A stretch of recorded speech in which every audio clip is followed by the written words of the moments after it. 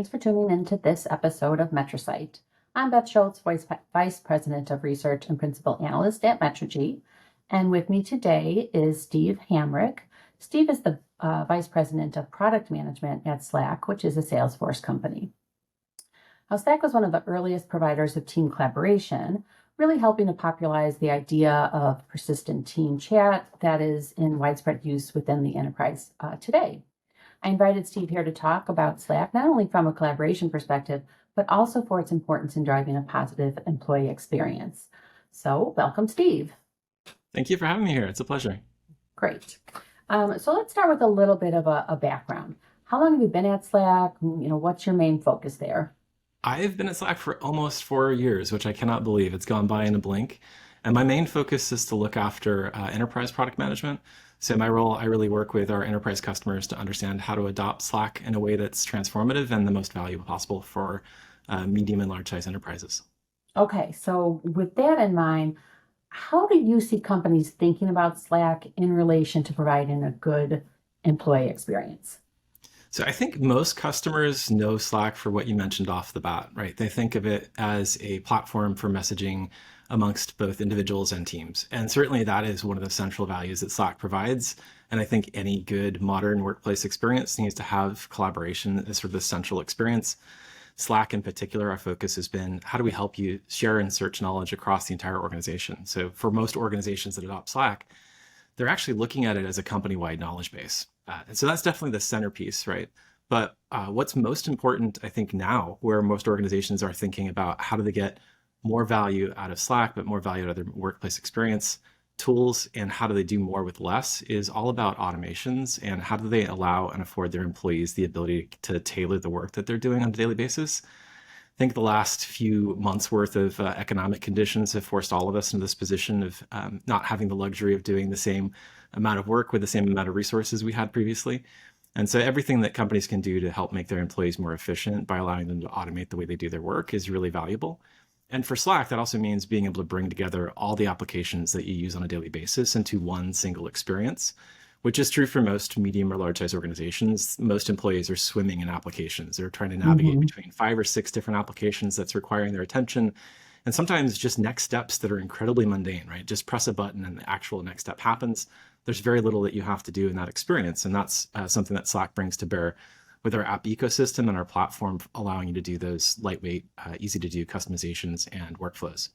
And then the last category is pretty interesting. And that is, as we've gone back to this now for most organizations, return to office or some form of hybrid work, there's been a realization of things that we learned during the pandemic about how to apply some of these technologies like we're using now to communicate, like voice and video, in a way that deals with the realities of office work. And that is, most people don't actually work physically next to each other. So this whole concept for most enterprises of return to office in a lot of cases means you're still on the opposite side of a building from somebody, or you're probably in a different floor, or maybe you have a different building entirely. You might be in a different time zone.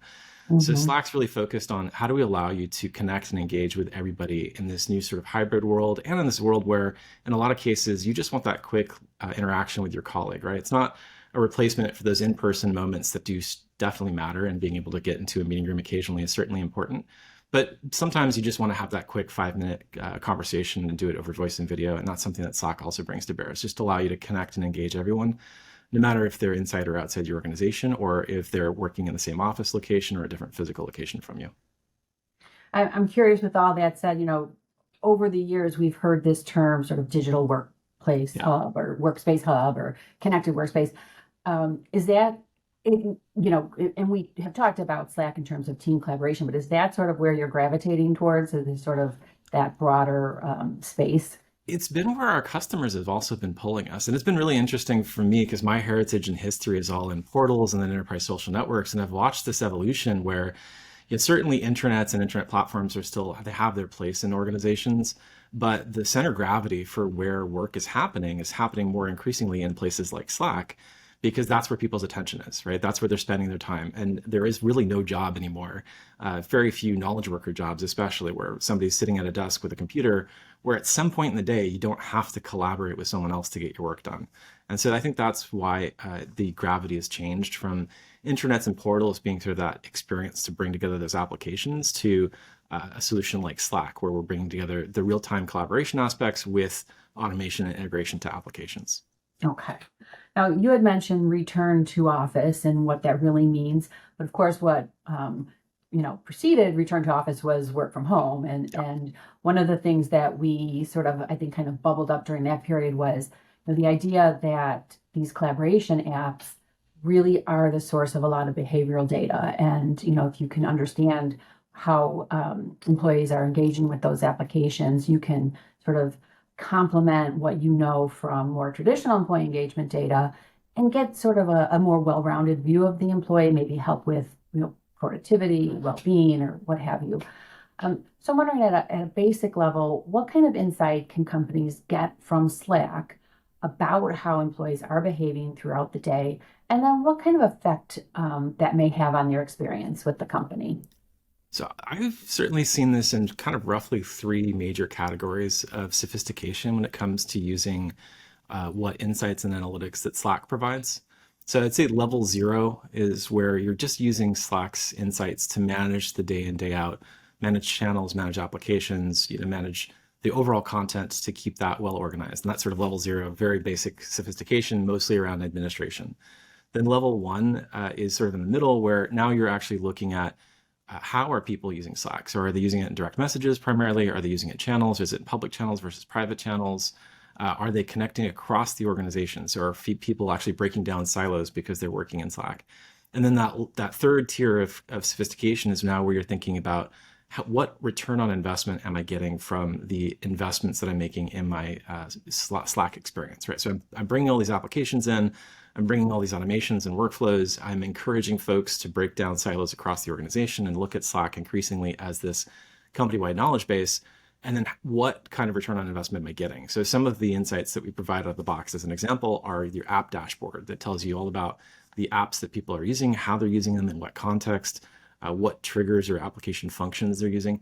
That's going to give you way more insight and be able to do that direct correlation between the investments that you're making and the work that people are doing and what the outcomes are on the other side.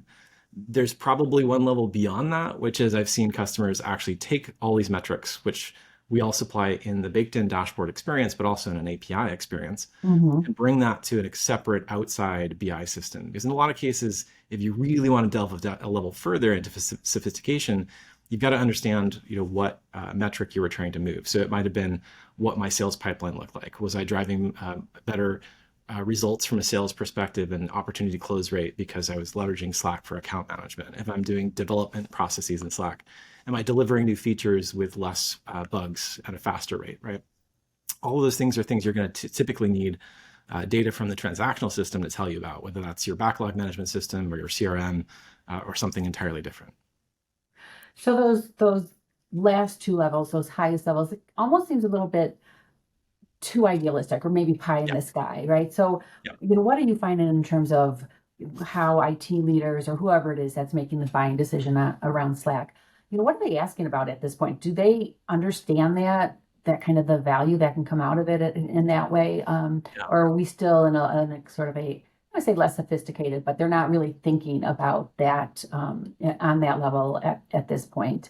Yeah, I would say in a lot of cases they're in that somewhere in that first two categories, right? Not quite at the level 3 or above, where they're really thinking about blending their metrics with adoption metrics or KPIs from the rest of the business. Most of the time, it's pretty much at okay, how do I manage this thing? How am I going to manage it in production? How am I going to delegate the administration of it? How am I going to make sure that I'm keeping it well curated for my lines of business that are using it?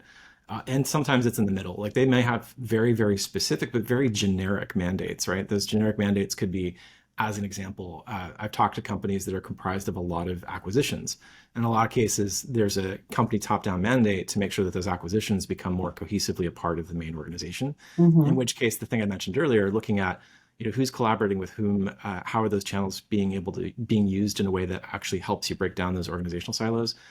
All of those things are things they're going to start looking at from the reports that we provide out of the box. And that's something that they will think about even during the buying cycle, but it tends to be more on the 30,000 foot view rather than, okay, now we've got a very specific use case within sales, service, marketing, finance, operations, HR, where we definitely know that we need these specific metrics to be merged with these specific outcomes.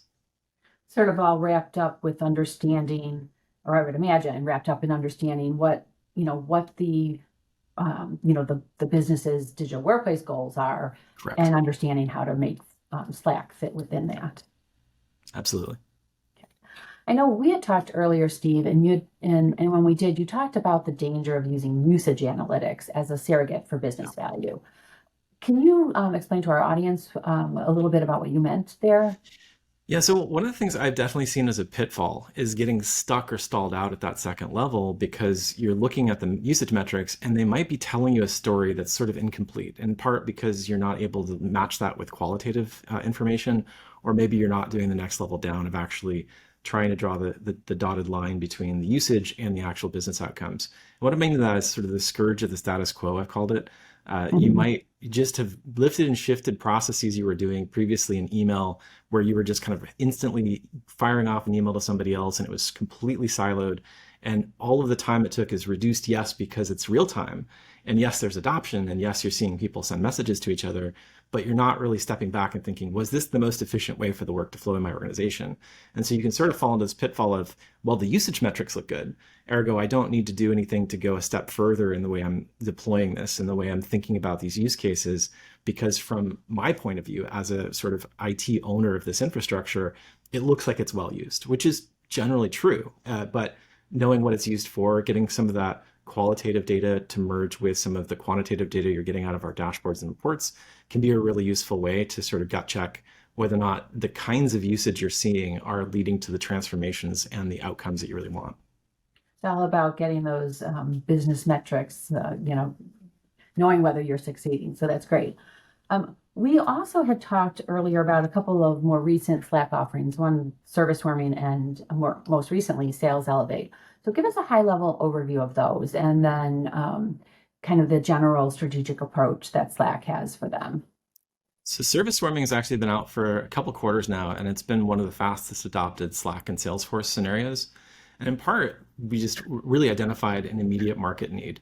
So most service organizations were looking for ways to improve the quality of their customer service and to reduce the number of handoffs. Typically, handoffs happen when you have a tiered support model, where you maybe have a tier one, tier two, tier three agent. And every time the ticket gets more complex or there's more information that an agent needs, you tend to pass that off from stage one to stage two. And in some cases, there might be subject matter experts in the organization that can help expedite that service request that don't traditionally or typically use Service Cloud. So when we spoke with our customers, we interviewed them, we diagrammed this scenario of being able to kick a ticket out to a working group within Slack. And we call that a service ticket swarm.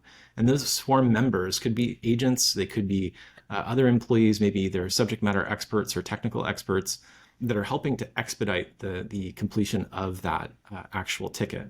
And important part of that was actually baking in metrics along with service ticket swarming. So part of what you get from Salesforce is a nice set of dashboards that actually shows you, okay, I did use Slack for swarming. Here's how that actually led to a reduction, for example, in the typical amount of time that it takes me to resolve a ticket. Here's how the number of tickets that this swarm is able to address or answer, all of those key metrics and information that you're going to care about to show that, yes, doing swarming was a faster way and a better way that led to better outcomes from a customer perspective. On the sales side, Sales Elevate's brand new. It's something we just introduced a couple of weeks ago. And the goal there was, as we talked to folks who are using Slack for sales today, already today, you can use Slack in conjunction with Sales Cloud to do things like account management. So you could do a team-based account management with channels that are mapped to account records inside of Salesforce. You can do opportunity management as well. You can also do things like automate approval processes. So if you've got like a red line contract process that you've got to go through, you can use Slack and the workflow builder to automate that. And you can also work with your customers, both outside of Slack via Slack Connect. And the one thing that we've heard from the sales reps was, hey, this is a great step forward, but now we've got a new problem. Now we've mapped hundreds of account objects, especially because some of these reps maybe cover 25, 30, 100 accounts. Being able to keep on top of everything that's going on in Slack that requires your attention became really challenging.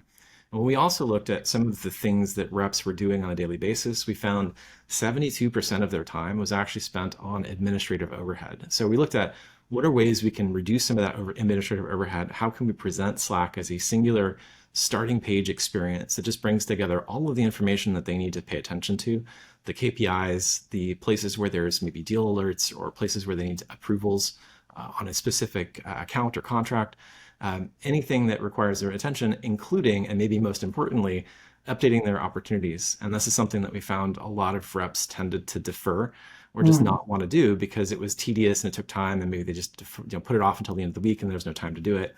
So we brought that experience directly into Slack homepage, so you can actually mass edit your opportunities directly from Slack. And that, again, cuts down on the amount of time it would typically take to do that process, but it also increases the likelihood that it'll get done. So your forecast ends up becoming significantly stronger just because people are now suddenly more inclined. There's less friction for them to actually do that daily or weekly process of updating their opportunities. Great examples of how you can empower employees through Slack to improve the experience, their personal experience, make them more efficient, really make them feel just better about how they're performing. Absolutely. Easier to do their jobs. Okay, one last question, and I'm going to circle back to that behavioral data. How can we build trust with employees as you kind of gather that behavioral data from applications like Slack? Do you see much concern around this? I definitely have seen quite a lot of it, and it comes in different forms depending on region. So, for example, in Europe, we tend to work with customers that have workers' councils or works councils of some form. And those employee unions tend to dictate what tools inside the organization can be utilized for what they call employee performance management. And so in some cases, the IT organization needs to be proactive in reaching out to their employee unions or workers' councils, especially in Europe, to understand what kind of metrics they'll be using and utilizing. It's been a long-standing thing that we've always thought about every time we introduce new metrics and reports is how do we make sure we're providing all the right affordances in Slack so that if you do have to deal with some of these regulations, like employee unions or works councils that might have control over what kind of performance management tools can be used, that you can create a agreement with them that's in a way that feels safe for them. So as an example, message activity analytics in Slack has a threshold. It can only be used in public channels above 50 users. And in part, that was directly based on feedback we've gotten from customers that said, that way it mitigates it being perceived as a performance management tool and is now more perceived as, okay, this is just us understanding if we're putting messages in this public channel, it's meant for mass communications, is Slack actually helping us to reach those targets? Which teams and departments are actually consuming these messages? Great example and a great place to leave off. So Steve, thanks again for sharing with us. I really enjoyed talking with you. Thanks so much. Listeners, thanks for tuning in. Please do watch this channel for our next episode and check out all of our latest content on our website at www.metrigy.com. Till next time, take care, everybody.